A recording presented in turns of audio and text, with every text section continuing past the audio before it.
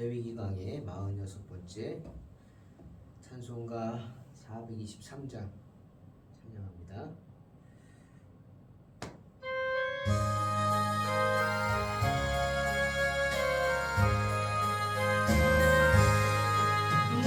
무엇보다도 더 검은 죄로 물든 내 마음 믿는 보다 너에게 깨끗하게 씻겼네. 주의 보혈 흐르는데 믿고 뛰어나가 주의 은혜 내가 입어 깨끗하게 걱정과 두려움이 사라져 슬픈 단식 변하여 기쁨 찬송되었네. 주의 보혈 흐르는데 믿고 뛰어나가 주의 은혜 내가 힘써 깨끗하게 되었네.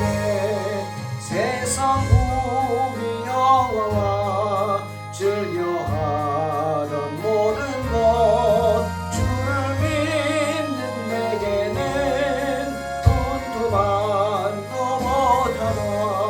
주의 보혈 흐르는데 믿고 뛰어나가 주의 은혜 내가 입어 깨끗하게 되었네.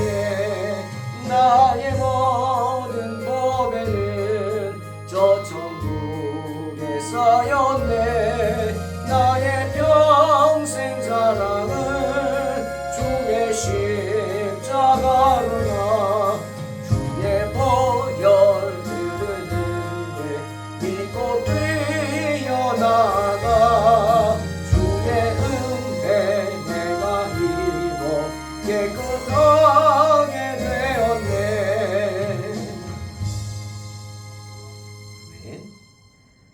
레위기 14장 33절로 53절 봉독합니다.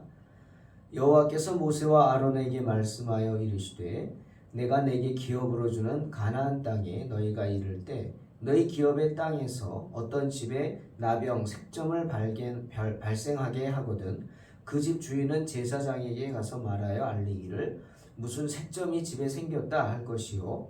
제사장은 그 색점을 살펴보러 가기 전에 그 집안에 있는 모든 것이 부정을 면하게 하기 위하여 그 집을 비우도록 명령한 후에 들어가서 그 집을 볼지니 그 색점을 볼 때 그 집 벽에 푸르거나 붉은 무늬의 색점이 있어 벽보다 오목하면 제사장은 그 집 문으로 나와 그 집을 이레 동안 폐쇄하였다가 이레 만에 또 가서 살펴볼 것이요. 그 색점이 벽에 퍼졌으면 그는 명령하여 색점 있는 돌을 빼내어 성 밖 부정한 곳에 버리게 하고 또 집 안 사방을 긁게 하고 그 긁은 흙을 성 밖 부정한 곳에 쏟아버리게 할 것이요. 그들은 다른 돌로 그 돌을 대신하며 다른 흙으로 집에 바를지니라. 돌을 빼내며 집을 긁고 고쳐 바른 후에 색점이 집에 재발하면 제사장은 또 가서 살펴볼 것이요.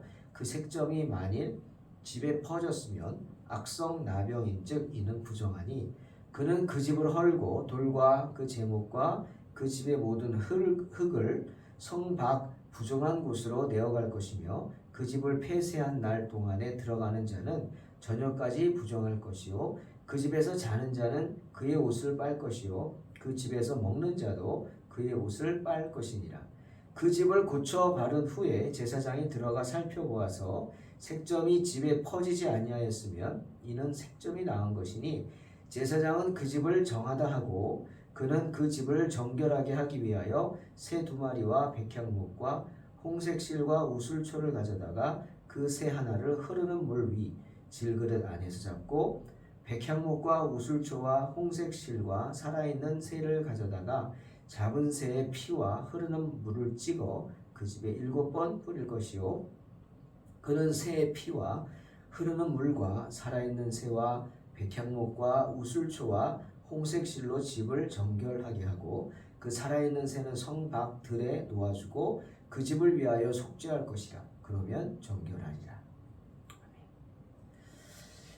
오늘 말씀은 집에 생긴 문둥병에 대한 이야기입니다.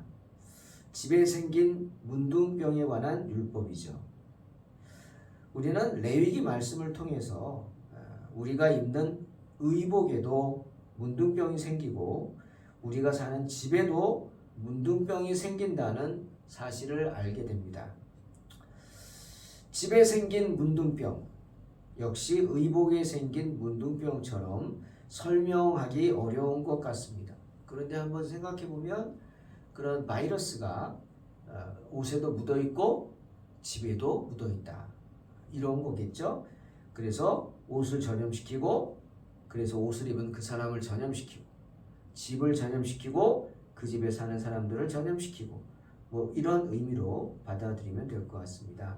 특별히 우리가 의복에 생긴 문둥병을 살펴봤는데 이것을 한번 조금 영적으로 우리가 생각을 해봅시다. 신앙의 관점에서 바라본다면 이 의복에 생긴 문둥병은 우리의 삶을 돌아보게 합니다. 그래서 많은 것들을 생각하게 하죠. 왜죠? 보통 사람들은 입는 옷을 통해서 그 사람의 상태를 표현합니다. 뭐 비싸고 메이커 있는 옷 입고 가난해서 메이커 없는 그냥 뭐 시장 옷 입고 그런 이야기 물론 그것도 맞습니다. 그렇게 표현이 되겠죠. 옷을 통해. 하지만 뭐 옷이 날개라는 말이 있긴 있지만 옷이 좋다고 사람이 좋아지는 건 아니죠. 제가 하는 말은 연령별로 입는 옷의 취향이 다르죠. 그렇지 않습니까? 예를 들어서 뭐 60대 할머니가 짧은 치마를 입었다. 이거는 안구 테러죠. 그런 겁니다. 짧은 치마는 노인이 입지 않죠. 젊은 사람들이 멋을 내려고 입는 겁니다. 그렇게 연령별에 따라서 연령에 따라 옷의 취향이 다르다는 거죠. 그런 것도 있고 그런데 이 옷이라는 것이 단순히 어떤 그 사람의 취향을 나타내는 건 맞습니다. 하지만 그 옷을 단순히 그 사람의 취향이다 라고 돌려버릴 수만은 없다는 거예요. 아까 말처럼 60대, 70대 할머니가 옛날 생각하고 처녀 때 젊었을 때 생각하고 미니스커트를 입고 다닌다. 이거를 좋게 볼 사람은 없습니다. 대부분 사람들이 그걸 보면 어떻게 하겠어요? 병원 가야겠다 생각합니다. 정신적으로 문제가 있다 생각한다는 거예요. 그러니까 내 취향이다 라고 할 수 없어요. 옷을 단순히 취향이라고 할 수 없습니다. 우리는 그 사람이 옷을 입는 습관 또는 그 사람이 따르는 유행 그런 걸 통해서 그 사람의 성격을 생각해 볼 수 있고 심지어 아까 말처럼 정신 상태 우리는 영적인 상태라 표현할 수 있죠. 그것을 알 수 있게 된다. 다시 말하면 얼마나 세상 유행에 빠져 있는지 그가 얼마나 세상의 삶 속에 빠져 있는지 알 수 있다. 특히 그런 유행은 세상의 문화죠. 이방의 문화고 어떻게 보면 우상의 문화라고도 할 수 있습니다. 그걸 따르는지를 옷을 입는 것을 보고 알 수 있다. 그래서 우리가 점잖게 입으라, 정숙하게 입으라 이 표현이 왜 나온 거예요? 그런 의미가 있다는 거죠. 때문에 야곱도 하나님의 명에 따라서 하나님과 대면했던 장소인 베델로 오르기 전에 하나님이 베델로 오르라 너희 가족이 그렇게 말할 때 베델로 가기 전에 야곱이 제일 먼저 한 게 뭡니까? 창세기 35장 2절 야곱이 이에 자기 집안 사람과 자기와 함께한 모든 자에게 이르되 너희 중에 있는 이방 신상들을 버리고 자신을 정결하게 하고 너희들의 의복을 바꾸어 입으라. 의복을 바꾸어 입으라 그랬어요. 야곱이 하나님과 만나러 올라가기 전에 자기를 따르는 사람들, 가족들에게 제일 먼저 명령한 게 뭐냐? 의복을 바꾸어 입으라. 자, 이 의미를 한번 생각해 봅시다. 그 앞에 뭐라 그랬죠? 의복을 받고 있기 전에 뭐부터 해야 돼요? 이방 신상 버리고, 그리고 네 자신을 정결하게 하고, 그러고 의복을 받고 있다. 그렇죠. 깨끗이 목욕하고 더러운 옷을 또 입을 수 없죠. 자신을 하나님 앞에서 정결하게 하고 돌아보고 이방의 신상 다 버리고, 그러고 옛날에 입었던 그 더러운 옷들, 이방의 신상들을 섬기던 옷들, 뭐 그런 것들을 또 입을 수는 없는 거예요. 바꿔 입어야 돼요. 즉 주만 바라보라는 것입니다. 왜입니까? 옷매무새나 옷을 입는 것에서 그 사람의 어떤 마음가짐, 다시 말하면 영적인 상태가 표출이 되기 때문이죠. 그러니 우리가 하나님 앞에 나올 때도 어떻게 철저하게 의상을 신경 쓰고 나와야 돼요. 뭐 비싸고 좋은 거 입고 그게 아니고 정결하게, 깔끔하게. 주일날 올 때 덥다고 저기 바지인지 팬티인지 모를 그런 거 입고 예배당에 들어오고, 신발을 신었는지 벗었는지 슬리퍼 같은 거 질질 끌고 오고, 양말도 안 신고, 그런 자세는 하나님 앞에 나오는 자세가 아니겠죠. 아니, 하나님이 아니라 어떤 공적인 모임에 나가는 자세가 아니겠죠. 그런 것입니다. 그것이 바로 옷이 마음가짐, 더 나아가 정신상태 표출합니다. 때문에 의복에도 불치의 병이요 저주받은 병인 문둥병이 생길 수 있다는 거예요. 왜? 정신상태나 마음가짐에 기인하기 때문이죠. 마찬가지로 오늘 집에도 문둥병이 생길 수 있습니다. 왜요? 그 사람의 생활 습관이 집안에 다 드러나기 때문에, 집안 살림살이에 다 드러나기 때문입니다. 그러니 비록 약속의 땅이 가나안 땅이라 할지라도 그곳 가나안 사람들을 내쫓지 않고 그들과 어울려 사는 이상 이스라엘 사람들은 가나안 문화에 전염될 수밖에 없다는 것입니다. 특히 우상을 섬기는 사람들은 우상을 두려워하기 때문에 우상의 심볼들을 집안에다가 많이 가져다 놓고 섬깁니다. 마치 무당이나 점쟁이들 이렇게 TV에 보면 나오잖아요. 그 방이 어때요? 귀신들로 가득 차 있죠. 자기들이 섬기는 그 온갖 우상의 형상들을 막 갖다가 막 뭐 애기 동자 배불뚝이 뭐 이런 거 뭐 이런 거 갖다 놓고 섬기고 있잖아요. 예, 같은 겁니다. 때문에 저는 그런 생각했어요. 설교 준비하면서 우리 기독교인들이 집에다가 우리는 말씀이라고 해서 말씀을 적은 현판들을 막 걸어 놓습니다. 그렇죠? 여러분 집에도 있지 않습니까? 또 예수님의 형상 등을 이렇게 갖다가 놓습니다. 이런 것들이 다 이런 것에서 영향을 받는 것이다 할 수 있어요. 물론 섬기는 것은 아니죠. 섬기는 것은 아니지만 우리의 눈으로 보고자 하는 거예요. 자꾸 보고자 하는 거예요. 그런 부분들이 있습니다. 저에게도 그런 것들이 있어요.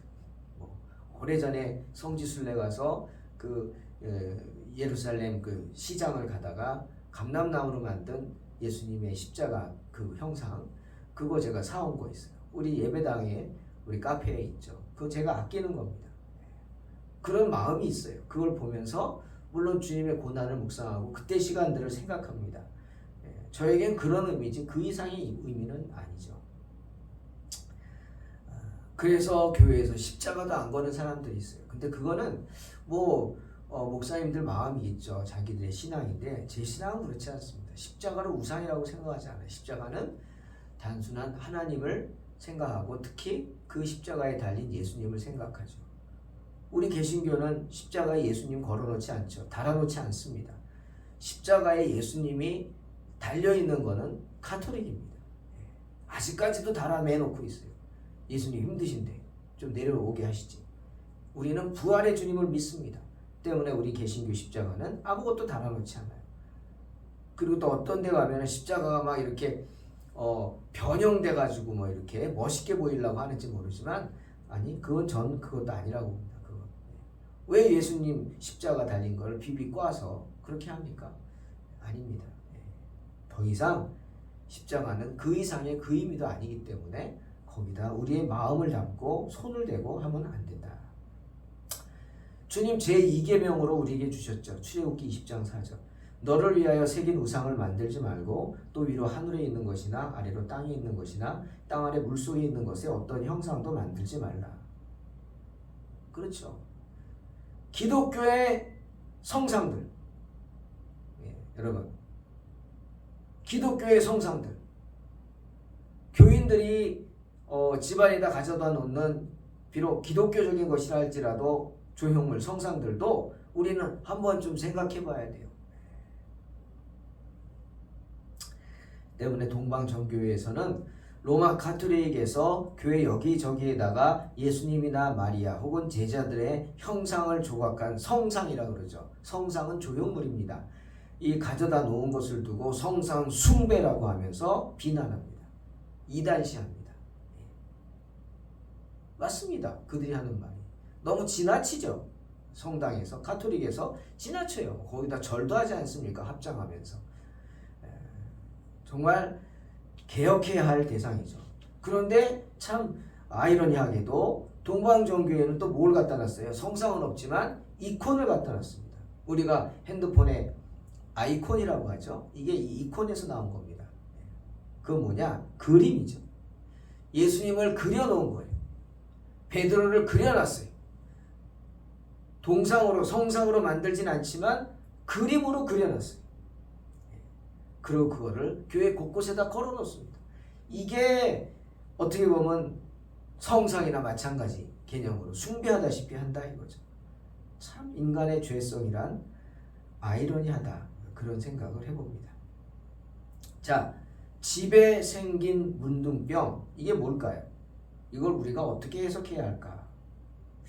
집에 생기는 저주받은 병인 문둥병이란 어떤 것일까? 생각해 봤습니다. 또 집에 이런 문둥병이 생기지 않기 위해서는 어떻게 해야 할까? 이 문둥병이라는 것은 나쁜 바이러스라고 생각합니다. 나쁜 균, 병균들이라고 생각합니다. 일단은 건강적인 관점에서 생각합니다. 여러분, 집에는요, 저희 집에도 화분을 제가 갖다 놓습니다.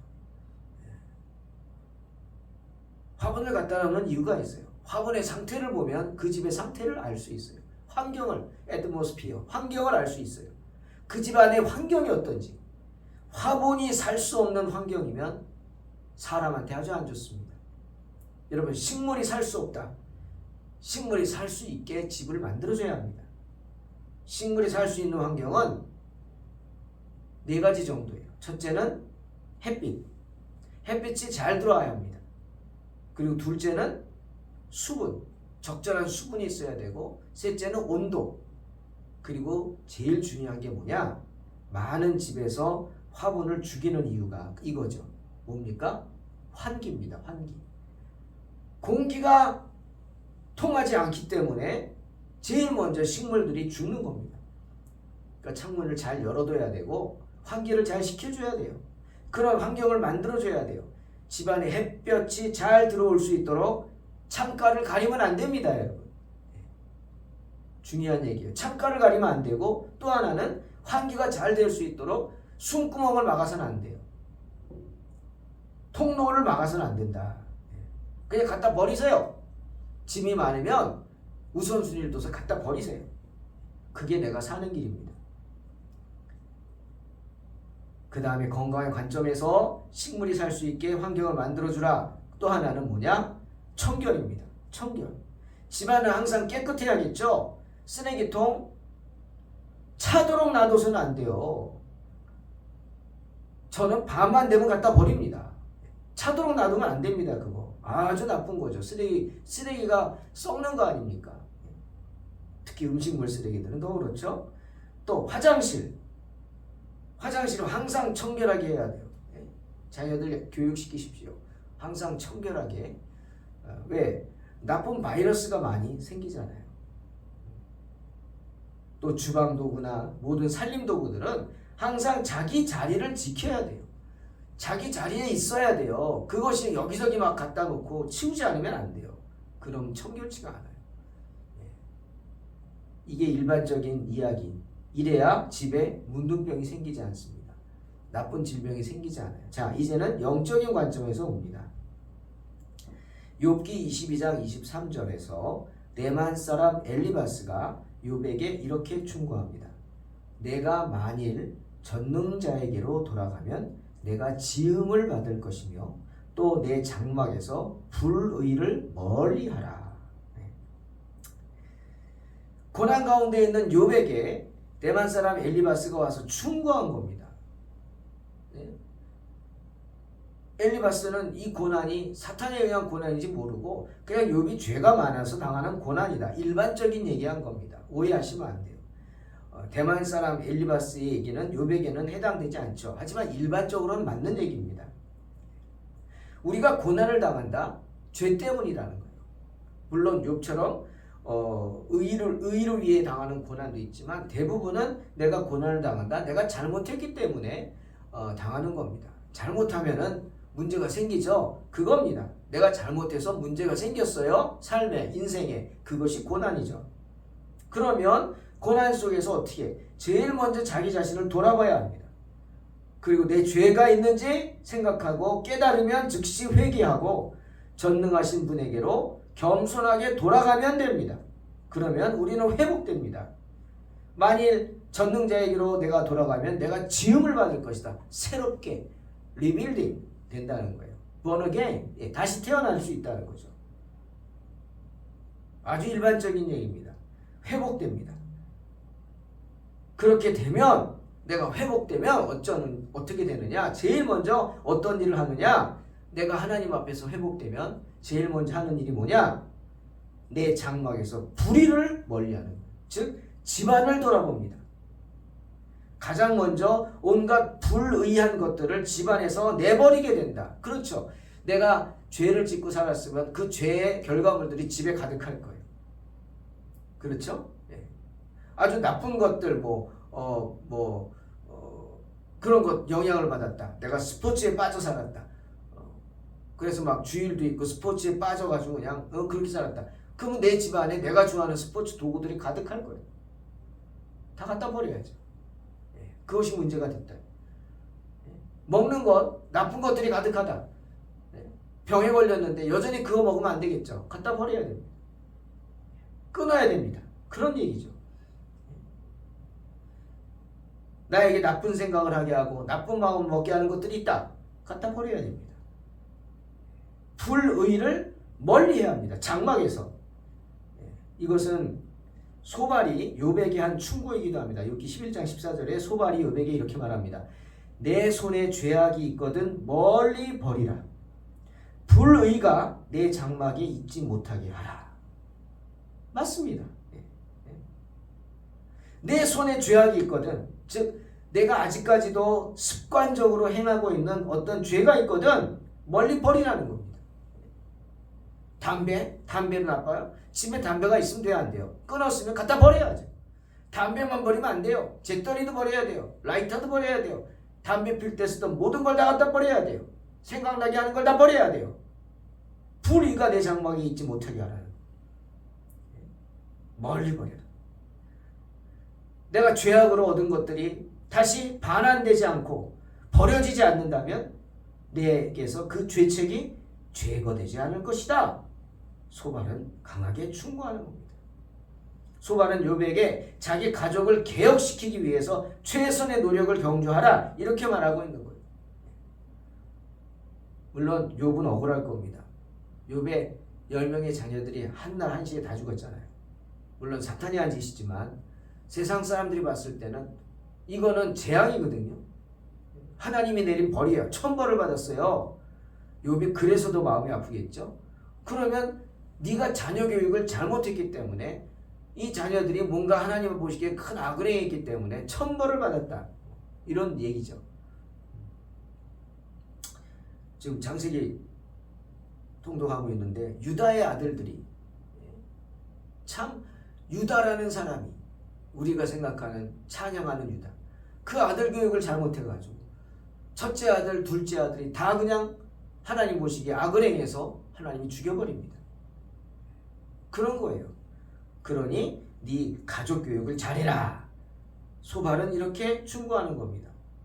욥은 억울하겠지만 우리에게는 맞는 말입니다. 내가 회개하고 돌아왔으면 그 다음 제일 먼저 해야 되는 게 뭐냐? 집안의 모든 사람들을 개혁시켜야 돼. 먼저 회개하고 자신의 용서를 구하고 가족들에게 이제부터 하나님 보시기에 바르게 살자고 솔선수범함으로 가족을 개혁시켜야 돼. 그래서 불의로 내 장막에 거하지 못하게 하라. 너희 집에 어떤 악한 사람도 오지 못하게 하고 어떤 악한 행습도 생기지 않게 하고 혹은 악에 의하여 얻어진 어떤 부가 있다면 거기에 거하거나 머물지도 말라. 이 얘기를 하고 있는 것입니다. 왜입니까? 그런 것들이 바로 집에 생긴 문둥병이기 때문입니다. 저는 항상 생각하는 게 있습니다. 여러분 한번 들어보세요. 집에서 제가 제일 잔소리 많이 하는 얘기가 이겁니다. 물론 그런 마음 생긴 건 저도 이제 전도사 때 이제 그런 충격을 한번 받은 적이 있어요. 충격을. 그때 이제 제가 존경하는 목사님이 그런 얘기를 해가지고 아 맞구나 하는 확신을 갖게 됐는데 여러분 귀신은 더럽습니다. 그렇죠? 귀신은 더러워요. 그리고 귀신은 더러운 것을 좋아합니다. 때문에 귀신은 자기가 지배하는 사람들이 어떻게 하기를 원해요? 깨끗이 살기를 원해요? 깨끗하게 살길? 천만의 말씀. 귀신은 자기가 지배하는 사람들이 더럽게 살기를 원합니다. 그래서 귀신 들린 사람이 더러운 거예요. 제가 전도사 때 살짝 귀신 들린 사람의 집에 신방을 갔었어요. 목사님 모시고 갔어요. 담임 목사님 모시고. 살짝 귀신 들리는. 참 그분은 대단했어요. 진짜 살짝 귀신 들리니까요. 더 무섭더라고요. 갔는데 아파트 3층인가인데 옛날 아파트라 엘리베이터가 없어요. 아니 입구부터 꽃길이에요. 꽃을 사다가 꽃잎을 막 뿌려놨어요. 그거 밟고 올라가는 거예요. 3층까지. 대단하죠. 그리고 나오더니 그 앞에서 무슨 구약성경에 나오듯이 꽃을 뿌리는 거예요. 여러분 그런 경우 해보셨어요? 제가 신방 가면 그럴 분이 있을래나? 꽃을 뿌리는 거예요. 찬양하면 자기가. 근데 이상한 거야 이게. 그리고 딱 갔는데 식사 대접한다고 가서 할 수 없이 이제 갔는데 이상하다고 생각하고 이제 다 그런 마음이 있는데 딱 집에 들어갔는데 현관을 딱 여는데 아이고 이게 뭐야? 현관의 그 입구가 엉망진창인 거예요. 손님이 오는데 목사님 모시고 뭐 신방 왔는데 아주 엉망진창인 거예요. 그걸 보더니 그럼 목사님 그러더라고. 전도사 봐. 이게 귀신 들린 사람은 현관부터 이렇게 된 거야. 그러더라고. 귀신 들린 사람은 현관부터 이렇다. 들으라고 그러는 건지 그러시는 거예요. 여러분 이게 뭐 성경에 나온 얘기는 아니지만 저는 그런 마음이 있어요. 귀신은 더러워요.